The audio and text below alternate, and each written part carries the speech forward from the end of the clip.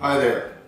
If you've ever been to Alaska as a tourist, one of the first things I'm sure you heard about was the ulu knife. I'd never heard of them before, but for some reason in Alaska they're very popular. And this is an ulu knife. They have this curved blade, extremely sharp, dangerously sharp. And if you want, you can buy one with a square bowl as a set. The square bowl itself costs about $40, and being frugal, I decided I'm a woodworker, I'm a wood turner, I can make one myself. So I did. About $40 if you want to buy it there. That's US, Canadian, I don't know, $170,000 or something.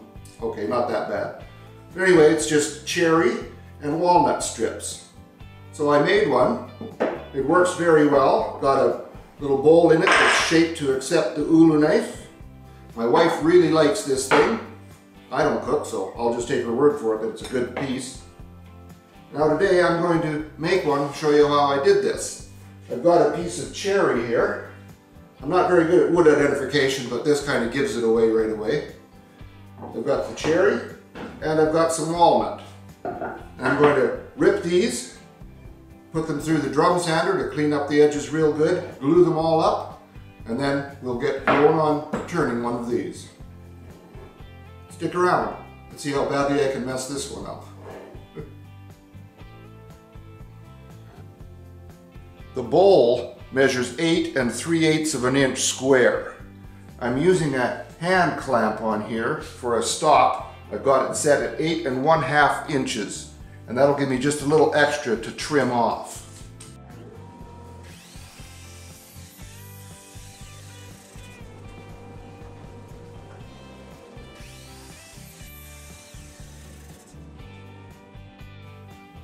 You can see from all the scratches in here that this has been well used. My wife really likes it, and that's really all that matters to me. Now each of these side pieces of cherry are 1 7/8 of an inch. When you add the kerf, it's going to mean taking 2 inches off for each one. The two inner parts are each 15/16 of an inch. So with the kerf added to that, that's 1 1/16 of an inch, and the total will be 6 1/8 of an inch. The piece that I have to use is 6 1/4 of an inch. I'd like to tell you that, boy, was I ever smart figuring all that out ahead of time, but no, it came down to just dumb luck. For the walnut, each of these strips is 7/8 of an inch, and I have 4 inches of walnut, so I've got plenty to accomplish this with. So now I'm going to take it to the table saw and rip these strips from the cherry and the walnut. I want to make sure that the grain follows, just like this. You can see that the grain is all following. Each piece was put in proper order. To do that, I'm going to make a V from this side and one straight across. So I will always be able to make sure that the next piece lines up properly. With the walnut, it doesn't really matter. They're going to be separated. It's not going to make a lot of difference, but I'm going to do the same thing just to be sure. So now, over to the table saw. I have the fence set about 1/32 of an inch greater than the 1 7/8 I want to cut.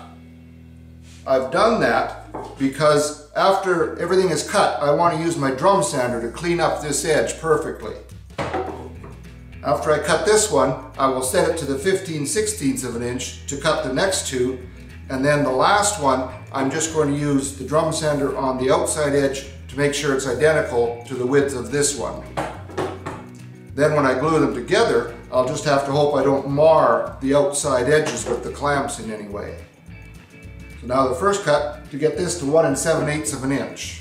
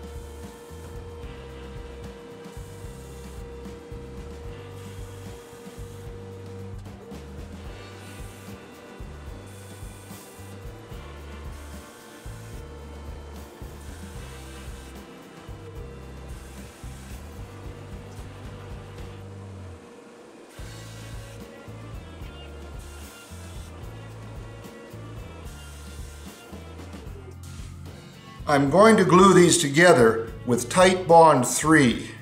They claim it's waterproof. I think water resistant might be truer. I don't trust it to be absolutely waterproof. I would never let this soak in a sink of water.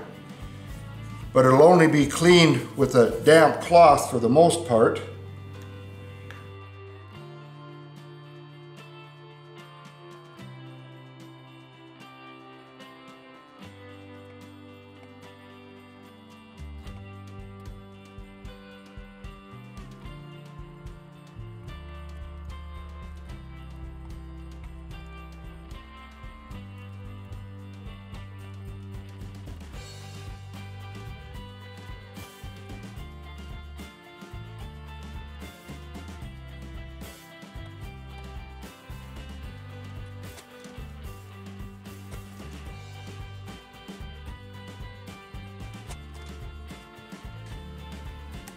I just want to say a quick word about gluing. In the past, I've had people ask why I go to the trouble of putting glue on both sides of a joint. A lot of woodworkers just put it on one piece of wood, rub them together, and call it sufficient. Well, the reason is I once had a joint fail because I didn't use enough glue. I swore that would never happen again. So now I put them on both sides, and I've always got enough glue. Now I'm going to let this sit for at least 24 hours. And when I come back, we'll get back to working on this. Due to the magic of video editing, I'll be right back.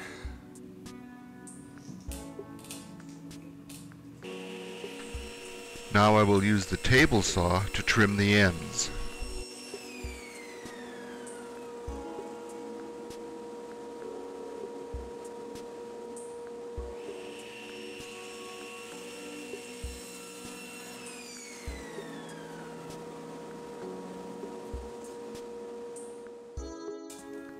I have the blank cut now to 8 1/4 inches square. I don't think give or take 1/4 inch even is all that critical, but that's what I've ended up with. Now what I want to do is just soften up these edges. I'm going to use 120 grit, and I'm just going to give a few swipes like this and then go into a circular motion. I'm going to do all the corners, all the edges, and then I'll be ready to put this on the lathe. I've already put this through the drum sander after the glue up, and I've sanded it to 220 grit, which is the finest paper I have for my drum sander. I think that's sufficient. It's not a classy piece of furniture or anything, and it's going to be used. So let me get the sanding done, and I'll be right back.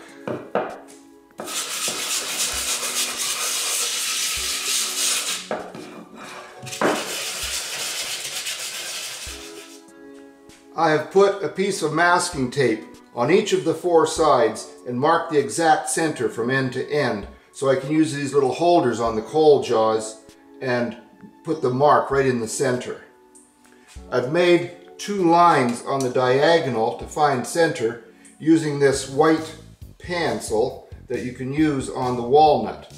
It's made by Stabilo, and if I'm pronouncing this right, it says aquarellable. I personally would think it should be aqua-reliable, but that's not how it's spelled. Anyway, it says it's good for paper, glass, plastic, and metal, and as long as it works on wood, I'm happy with it. Now the blade of this ulu knife is 6 inches long. So I'm going to make the bowl 7 inches in total. I've got my divider set to 3.5 inches, so I can put this on the center and then use the left leg to mark, describe this line.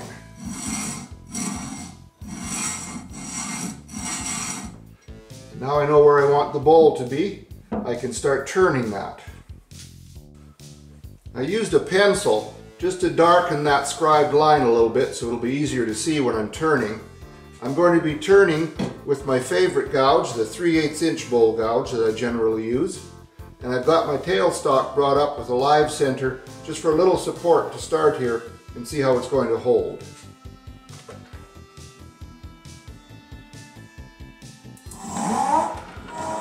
I'm turning at 800 RPM.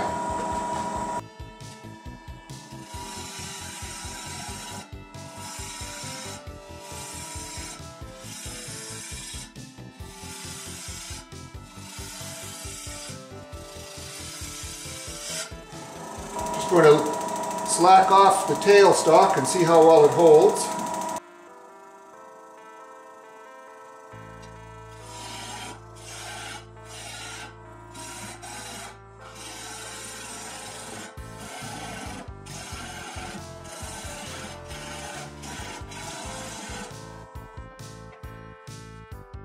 I believe it's holding all right. I'm going to move the tailstock out of the way and see how it goes.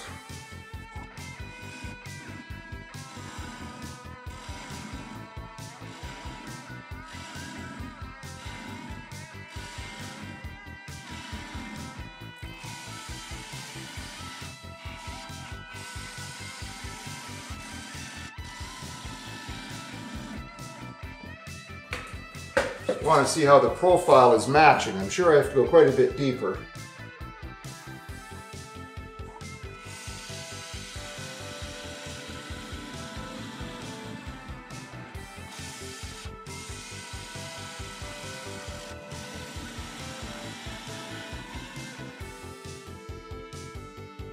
One thing that bears noting, when these corners come around, if I let my hand get across the far side of this tool rest, I could be in serious and painful trouble.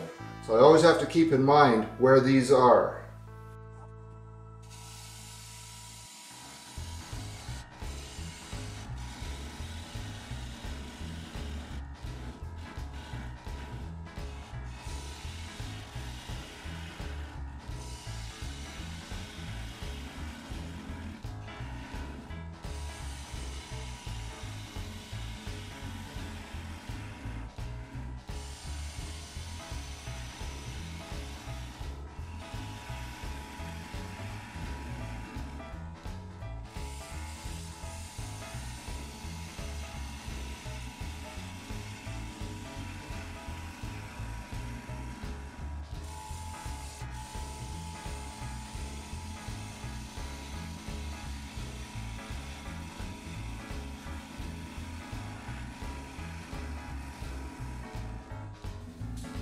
As I'm cutting with the gouge, once I have it in here and it starts to cut, I don't actually watch the tool anymore.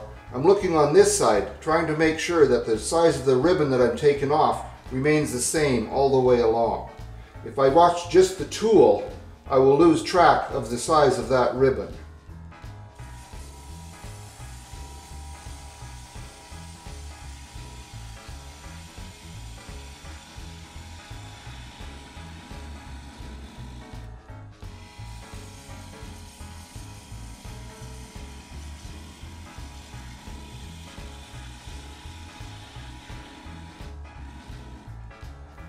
I need to remove just a little bit right in there to get it to fit properly. I'll just try to tweak that right now.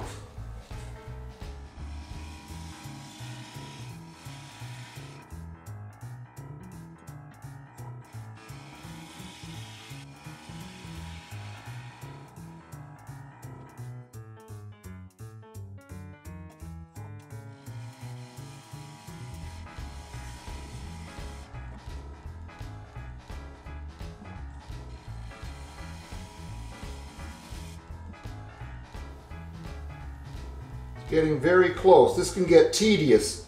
Removing just the tiniest little bit in one area can make quite a change. I also want to keep an eye on how I'm doing for the depth.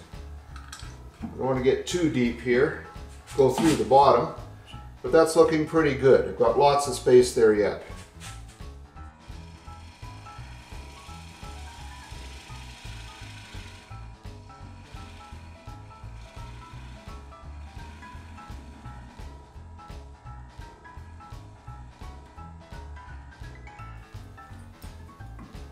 That's looking pretty darn good. I'm quite happy with that. I just got one little crease to take out here. And then I think the rest will be done with that final turning tool, the sandpaper.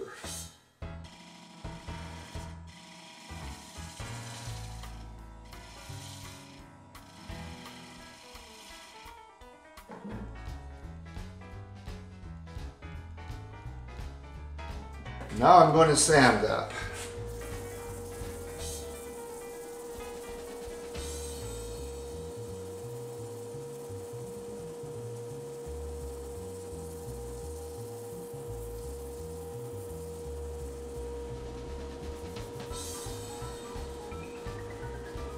Each time I finish sanding with a grit with the lathe running, I like to stop it and then sand with that same grit with the grain. It helps immensely in removing the scratches. I've sanded it to 400 grit, both while it was spinning and then of course with the grain after, and I'm quite pleased with this. Feels nice, looks good. It's going to look real good once I put some oil on there, and it should make the grain pop.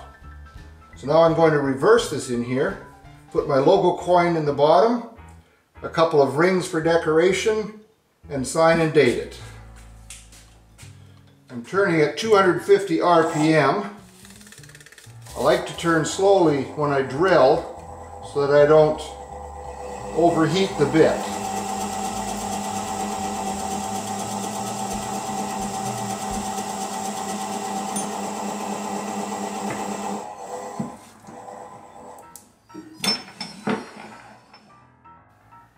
This is a look at the bottom with the logo coin glued in. It's signed, dated, and the two woods are identified.